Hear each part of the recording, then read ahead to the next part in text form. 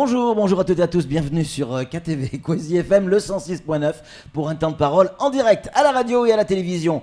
Oui, il est avec nous, le sénateur Tani, avec lui on a évidemment plusieurs choses à voir et notamment ces mesures importantes qui ont été évoquées sur ce plateau. Monsieur le sénateur, bonjour. Bonjour. Merci d'avoir accepté notre invitation. Plein de mesures. Alors là, on reçoit des mails de partout, de toutes les institutions, sur les mesures respectées du ministre. C'est incroyable. Lesquelles? Toutes. Oui, on a l'impression que tout a été respecté. Oui, et il a fallu batailler pour qu'il y ait un suivi dans ces dossiers. On ne va pas revenir sur toutes, mais je pense il y en a pas mal d'emblématiques. Oui. Ouais. Moi, une qui n'est pas appliquée quand même. Moi, je m'appesantirais sur les mesures en matière foncière parce que c'était un de mes chevaux de bataille personnels, pas que moi. Et j'en profite pour rendre hommage à des gens comme Fawzia Kordji qui ont commencé ce combat de la zone des pas géométriques, Abdou Subra, Daniel Zaidani et d'autres. Et voir ce combat avoir cette fin, c'est une bonne chose parce que parmi ces mesures, les gens qui vivent dans les zones urbanisées de la ZPG peuvent acquérir leur parcelle à 5% de sa valeur. On avait demandé que ça soit la gratuité, mais c'est pas mal quand même, ça va. Ou l'euro symbolique. Ou l'euro symbolique, mais c'est bon, 5%, c'est pas mal. Ouais. Et puis, la baisse des valeurs locatives, ces derniers temps, on n'entendait que ça, les impôts, voilà, la baisse des valeurs, 60%. C'est pas rien, hein. C'est pas mal. C'est pas mal. Et le recensement annuel aussi. Parce que ça permettra, c'est la base de tout. C'est clair. C'est clair. Tout à fait. Donc, toutes ces mesures-là,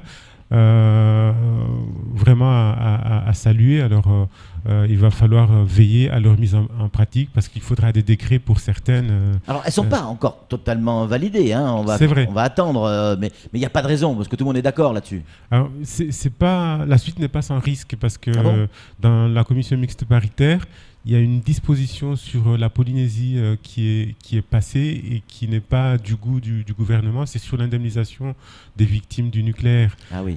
Et du coup, si un accord n'est pas trouvé entre le Parlement et le gouvernement sur cette mesure, ça risque de retarder l'entrée en vigueur de cette loi. Donc, il me semble que c'est aujourd'hui, en tout cas cette semaine, à l'Assemblée nationale où il va y avoir les conclusions et le 14 au Sénat. Vraiment, j'ai hâte qu'on voit la fin de cette superbe loi. Alors justement, c'est une des questions principales, souvent la même. On arrive à ces conclusions, quasiment en fait, en pleine campagne présidentielle. Oui. C'est le hasard du calendrier ? Vraiment. Non, vraiment. Non, il ne faut pas rigoler, Patrick. Mais je suis sérieux. Non, c'est ma faute, c'est pour moi. Je suis sérieux. On parle d'égalité réelle depuis 2-3 ans. Lorsque le président de la République s'était notamment déplacé aux Antilles. Et nous savons que c'est un dossier qui était porté par Victorin Lurel depuis qu'il était ministre. Ce n'était pas une mince affaire parce que moi je me souviens quand j'en avais parlé ici au tout début, je disais mais comment vont réagir les collègues de l'Hexagone par exemple, parce que ça revient à déshabiller Paul pour habiller Ali. Oui. Ou Jacques, si on est aux Antilles, donc c'était pas quelque chose d'évident. Donc c'est vrai que certains pourraient dire mais pourquoi on n'a pas commencé au début du quinquennat, mais on a commencé il y a 2-3 ans et on voit le bout. Et puis une mandature, c'est du début à la fin. Moi, je comprends pas ce genre de procès qui. Non, c'est pas des procès. Un procès, c'est une question. Oui. C'est une question caricatural. Une question venant de Patrick Millard. Samuel. Il y a tout de même un point qui n'a pas, dans les 10 engagements de Manuel Valls, qui n'a pas été respecté, j'ai envie de dire, c'est l'alignement des dotations globales de fonctionnement aux collectivités sur le droit commun. Oui. Oui et non. Oui et non. Alors, on sait ce qu'en est de la dotation régionale. où le principe a été acté, plus une petite somme. Mais lorsque je dis non, c'est que tout ça est lié au comptage effectif, au recensement effectif de la population. Donc, tant qu'on n'aura pas la population réelle, de toutes les façons, les dotations seront inférieures. Puisque dans ces mesures, enfin est acté le recensement annuel, eh bien, une fois qu'il sera réalisé, c'est pas gagné là aussi, parce que, notamment avec l'INSEE, c'est une question de moyens aussi. Hein. Voilà, mais bon, le législateur s'est prononcé.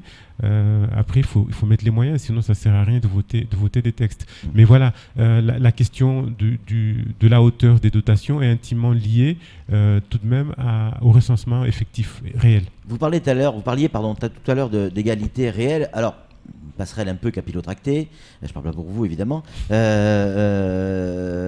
ce qui se passe dans le... Avec ce qui se passe Il est sénateur quand même. Hein. Oui, avec ce qui se passe dans le sud, où certains habitants du sud, avec le manque d'eau, disent l'égalité, là, elle n'y est même pas entre le nord et le sud. Comment on peut imaginer une égalité réelle sur l'ensemble des territoires de France et même européens? 2 mots sur l'eau. Ce que sont en train de vivre nos compatriotes du sud. Mais vous savez, moi j'ai une famille là-bas et que je vois régulièrement.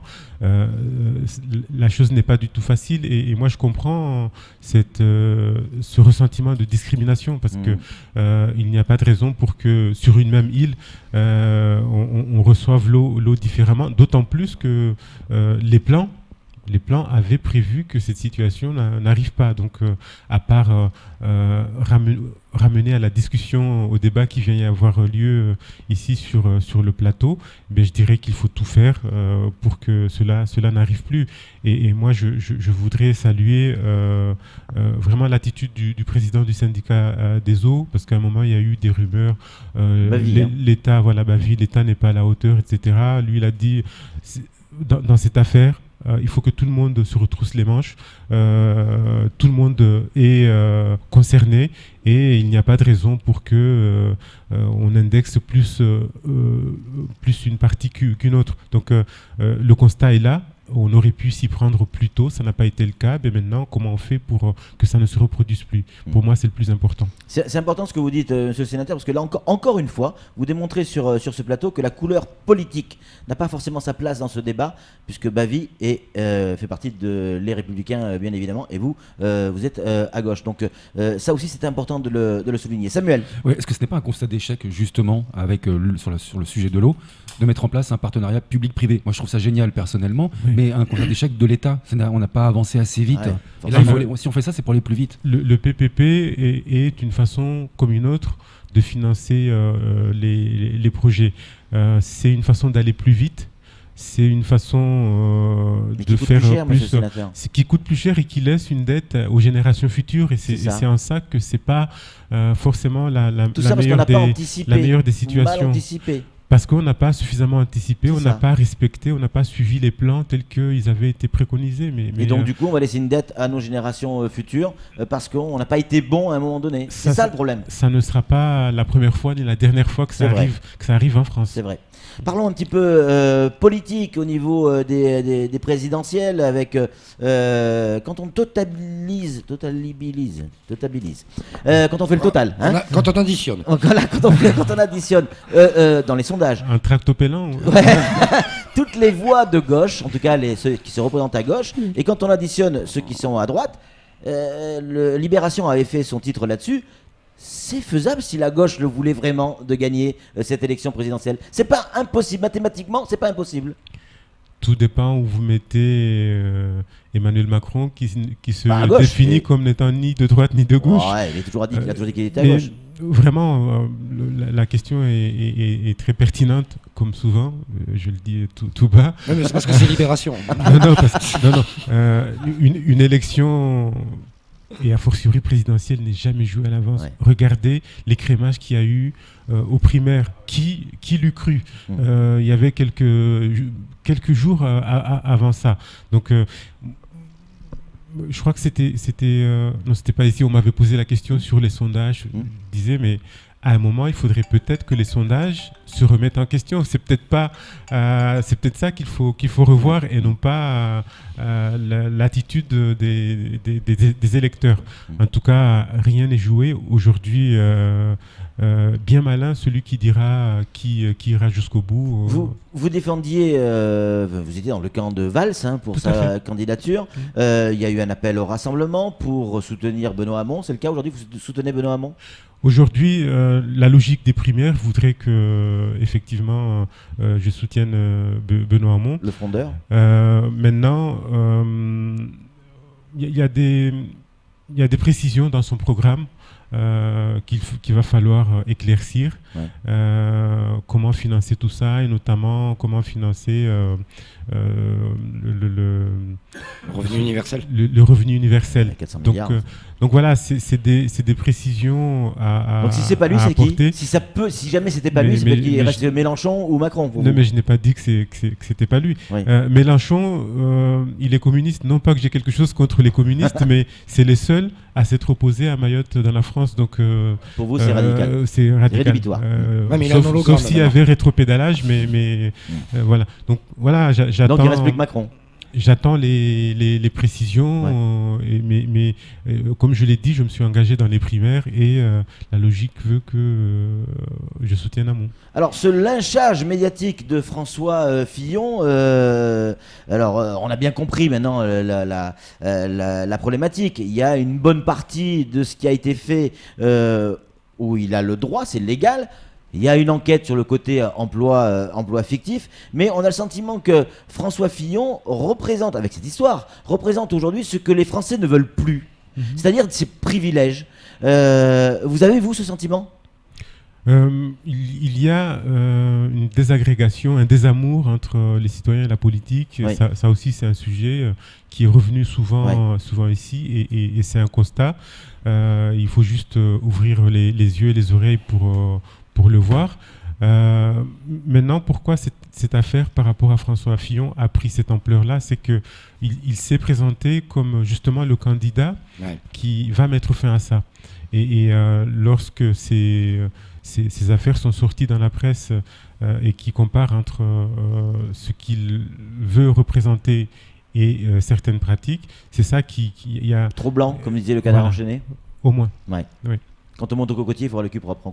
C'est un dicton africain. Quelqu'un me l'a déjà dit. Vous n'êtes pas épargné, monsieur le sénateur. On le voit dans France Mayotte Matin, mais c'est les médias nationaux qui, quand ils parlent effectivement quand ils grattent sur les emplois fictifs potentiels, sur les attachés parlementaires, on voit votre photo, on voit la photo d'un autre sénateur UDI, on voit la photo d'une dame charmante du reste, où on vous reprocherait, je mets ça au conditionnel, de bidouiller au niveau des attachés parlementaires. Qu'est-ce qu'il en est exactement ? Alors, vous connaissez Joël Guerriau. Oui. Je suis déjà venu ici en plateau avec lui parce qu'il a fait 2 missions ici et très attaché aux problématiques de cette île. Nous siégeons à la délégation sénatoriale à l'Outre-mer et c'est comme ça que nous avons fait connaissance. Il se trouve que cette charmante dame, comme vous l'appelez, c'est son épouse et qui est conseillère régionale en Loire-Atlantique et qui est aussi spécialiste sur les questions européennes.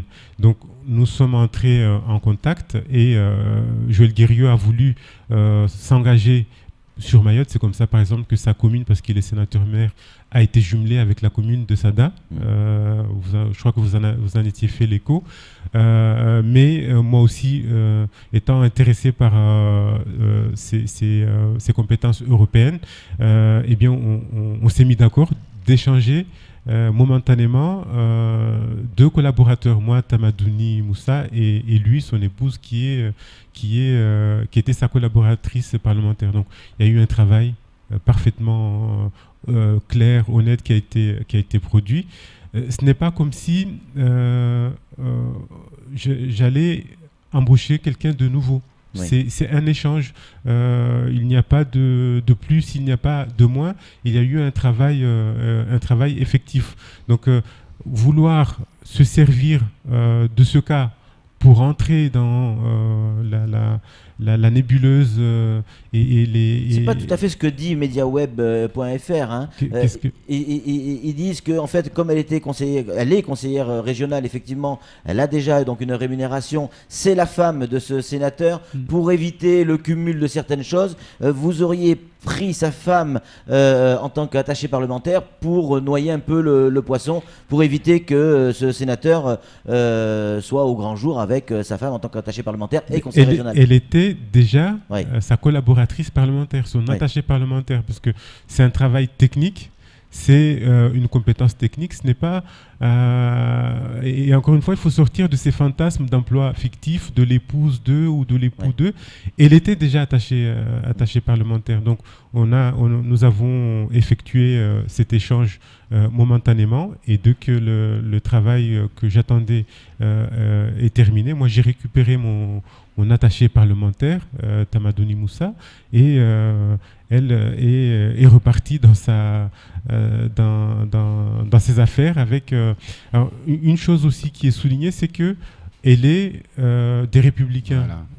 Et alors alors moi, elle est la partie opposée au vôtre. Moi, je n'ai jamais mis la question des partis en opposition avec les intérêts de Mayotte. Ce travail, c'est pour l'intérêt de Mayotte. Ça aurait été un élu qui vient de Mars, eh bien, les compétences, je les aurais pris. L'affaire actuellement, l'une des affaires qui secoue au niveau de la France, c'est le Front National qui doit 300 000 euros. Qui doit 300 000 euros parce qu'a employé des assistants parlementaires. En tout cas, on lui soupçonne d'avoir employé les assistants parlementaires pour la politique et non pas pour de travail technique d'emploi. Donc moi aujourd'hui, c'est comme si discuter, collaborer avec un LR, c'était un crime, ça ne devrait pas se faire. Ce n'est pas le sens de mon engagement. Alors beaucoup, et c'est ma dernière question, beaucoup ont employé leurs femmes, leurs enfants, ça on l'a vu avec l'affaire Fillon, c'est pas illégal, ça on le sait, mais rien ne les oblige à le faire. Vous avez fait un choix différent, vous auriez pu embaucher votre femme, vous auriez pu embaucher votre frère, vous ne l'avez pas fait, pourquoi ? Parce que déjà, il y a quelque chose qui vous gênait ? C'est ça, Patrick, aussi, parce que moi quel intérêt j'ai on fait de l'emploi fictif pour favoriser quelqu'un. Mon épouse, à qui je tiens ici à rendre hommage, a cessé de travailler depuis mon élection pour m'accompagner dans cette entreprise. Elle aurait mérité cet emploi. Mais bien évidemment, par rapport à tout ce qu'elle fait dans le cadre de mes fonctions parlementaires, mais elle aurait mérité amplement. Pourtant, je ne l'ai pas fait parce que je ne veux pas courir le moindre risque d'être soupçonné d'emploi fictif ou de favoritisme indu. Merci. En ce qui concerne, en ce qui concerne Madame Guerriot, l'attachée parlementaire donc de ce fameux sénateur, l'épouse, elle est élue les Républicains, comme vous l'avez dit. Si vous vouliez faire un emploi de complaisance, vous auriez choisi dans votre camp. Mais j'aurais choisi un socialiste ou un vert, ça paraît évident. Pourquoi choisir un républicain, on se demande. Et d'ailleurs, les avancées que nous avons soulignées tout à l'heure, eh bien, si je ne traitais pas, si je ne discutais pas au jour le jour avec les gens d'un camp différent, les gens LR, les UDI, on ne les aurait pas eus parce que ces amendements à l'Assemblée nationale n'étaient pas passés. Il a fallu qu'ils passent au Sénat, le Sénat qui est à droite. Donc c'est parce que j'entretiens ces relations et que je fais venir, ou je profite de la venue de ces élus ici pour les sensibiliser sur les causes de Mayotte, qu'on arrive à ces avancées. Alors, oui, vous avez fait le choix de ne pas salarier votre femme alors qu'elle a arrêté de travailler pour vous aider. On a une bonne nouvelle. Madame Tani va vous amener en vacances pendant une semaine à Maurice, c'est ça ? Un mariage au mois de juin, pour fêter un mariage au mois de juin. En tout cas, merci d'être venu, monsieur le sénateur, et d'avoir répondu clairement à nos questions. C'est tout pour ce temps de parole. Tout de suite, la suite de nos programmes.